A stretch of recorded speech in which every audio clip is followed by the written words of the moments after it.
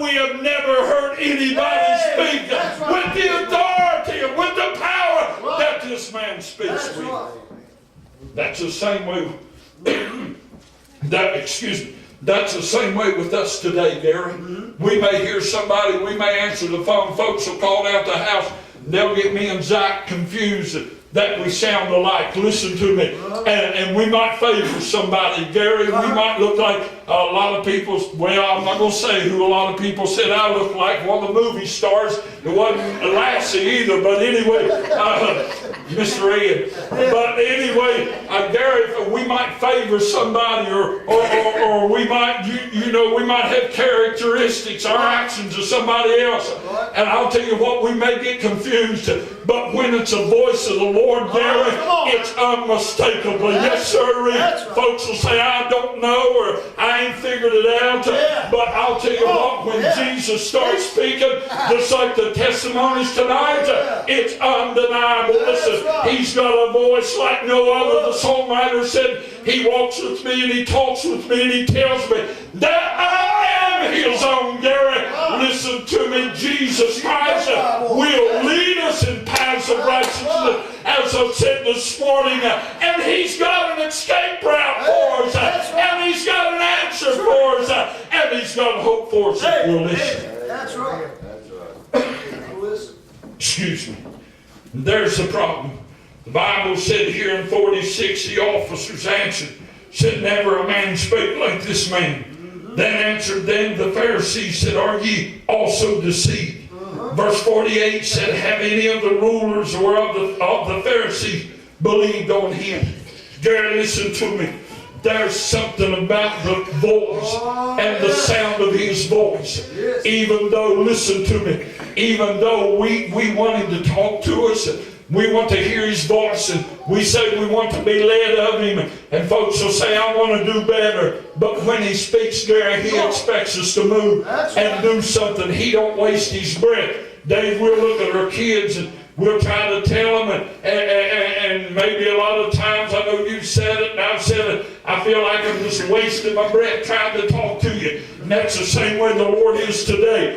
We know his voice and we know the sound of his voice, Gary, and it's for our good. It's for our good that he speaks to us and he leads us. But they looked at him and they said, listen, there's something about this man. Listen, I know that we haven't laid hands on him. I know that we haven't taken him by force. Why? For the very reason. It wasn't, Gary, that he was muscle bound. It wasn't that they was worried about him overtaking them, and which he could have if he'd wanted to. But there was something about the words that he had. Never a man spake like this man. Why? Because he was the Son of God. Amen. He was there in the beginning, Gary, when he saw the Father speak this world into existence. Aren't you amazed? Aren't you amazed? He just looked at the sun and never shone before. The moon and never lit up the night skies. But Gary, he said, let there be light. And through the power of his voice, Gary, he didn't have to give details, but through the power of his voice, the sun was created there, and it's been a magnificent creation that has stunned scientists for years, how that it operates. But just 3 or 4 simple words, let there be light. Listen to me. And when he spoke, listen, the fish of the sea and all the creatures that's in the ocean, when he said, let there be life in these waters, Karen, he didn't stop and have to say, well, I want scales on the outside. I want some of them with big old long whiskers. He didn't say, I want little tiny bones.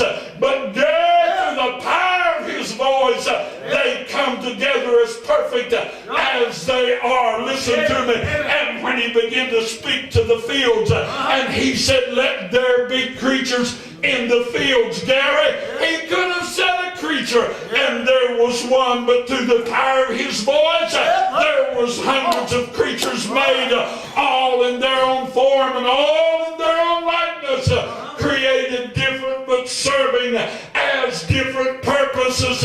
That's the God that we serve, Gary, and that's why when when he speaks to us, he's got the right answer, he's got the right direction, and he's got the need of our lives with no questions asked, without a bunch of explanation. Let me back up here just a minute before I close.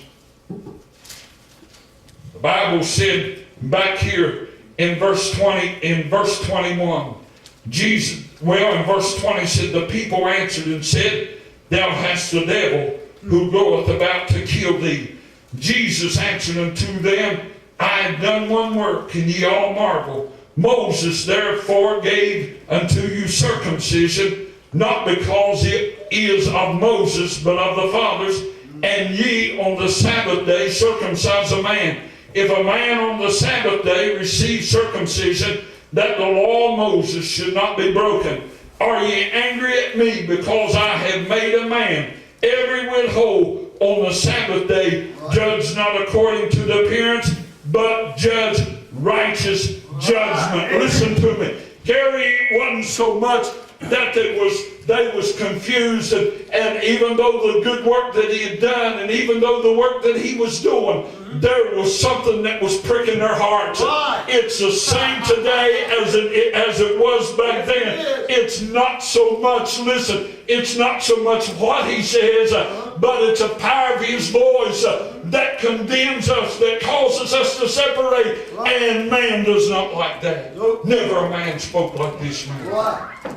We can get that across to the world today. And if the world could understand, Gary, it's for our own good. Amen. And it's for our help, and it's for our strength. Right.